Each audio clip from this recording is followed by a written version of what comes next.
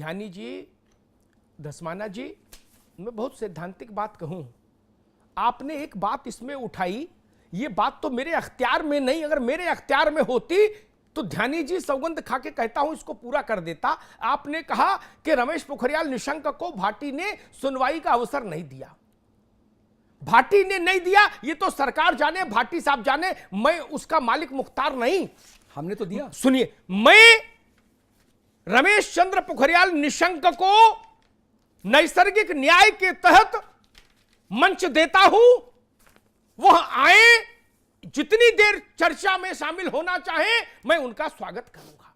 आइए निशंक जी, और एक बार नहीं, मैंने 10 बार इसी मंच से कहा है, उत्तराखंड के गांव-गांव जाके पूछिए क्या अमिताभ अग्निहोत्री ने बोला ऐसा, ये नहीं बोला, और मेरी आवाज नहीं पहुंचे निशंक जी तक, ऐसा संभव नहीं। उत्तराखंड में कहीं भी जाकर पूछ लीजिए, मेरी आवाज गूंजती है, वहां गूंजती है। नहीं तो कोई कहे कि आपकी आवाज नहीं गूंजती, मेरी आवाज गूंजती है। निशंक जी, आपको आना चाहिए था। आप किस नैसर्गिक न्याय के लिए बहस कर रहे हैं, आपके समर्थक? मैं भाटी आयोग से बड़ा मंच देता हूं आपको।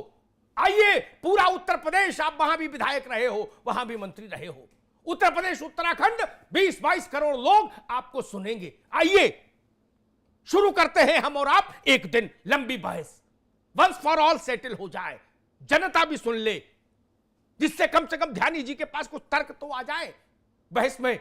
और दूसरी बात कहूंगा, स्वीपिंग रिमार्क्स देने से राजनेताओं को बचना चाहिए। वो आरोप मत लगाइए जिनको आप पुष्ट नहीं कर पाए। ध्यान, इस आयोग की रिपोर्ट सच है या झूठ है, यह फैसला अदालत करेगी। अमिताभ अग्निहोत्री ने कभी नहीं किया।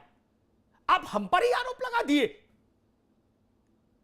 आप हम पर ही आरोप लगा दिए और कह रहे मीडिया ट्रायल नहीं हो।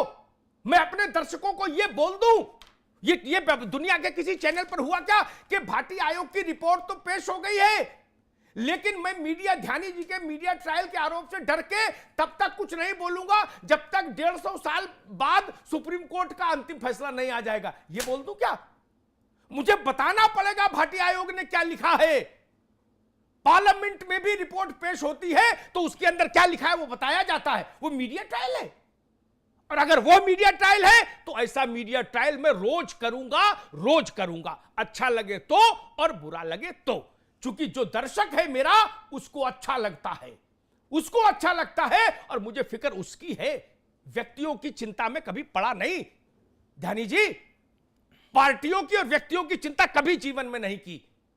कोई व्यक्ति इतना बड़ा नहीं जो जनता की सामूहिक इच्छा से ऊपर जाके खड़ा हो जाए। एक चुनाव घुटनों के बल बैठाल देता है। मैंने बड़े बड़े महाराजाओं को देखा, एक चुनाव घुटनों के बल बैठाल देता है। इस देश में इंदिरा गांधी हारी, इस देश में वाजपेयी चुनाव हारे। कहां है इतना दंभ? जनता की सुनने को तैयार नहीं, सबको फेक कह रहे ये भी रेफरेंडम नहीं, वो भी रेफरेंडम नहीं, आप झूठ बोल रहे, वो झूठ बोल रहे, जमाना झूठ बोल रहा, केवल सच का ठेका वहीं आके टिक गया क्या? ऐसी भाषा, ऐसे तेवर स्वीकार्य नहीं, सभ्य समाज में स्वीकार्य नहीं। ये राजनीति की उस शैली से के भी पक्ष में नहीं जो वाजपेयी ने विकसित की थी, आपकी पार्टी के सबसे बड़े नेता ने। ये शालीनता है सार्वजनिक मंचों पर बात करने की। उत्तर प्रदेश के एक मंत्री एक दिन ऐसे उलझे थे, मैंने उनसे भी कहा था मुलायम सिंह जी से कि कैसे कैसे अभद्र मंत्री बना दिया आपने। मैंने कहा था मुलायम सिंह जी से कि आपने कैसे कैसे अभद्र लोगों को मंत्री बना दिया, जिनको शिष्टाचार नहीं मालूम। यह सवाल सार्वजनिक मंच का है, जनता का है। इसलिए निवेदन करूंगा, अगली बार आइए, सिर्फ तर्कपूर्ण बात हो, सामंजस्यता के साथ हो, जनता के हित की बात करें। लोग आते जाते रहते हैं, पार्टियां चलती रहती हैं, चुनाव हारती जीतती रहती हैं, जनता के हित की बात कीजिए। बहुत बहुत धन्यवाद।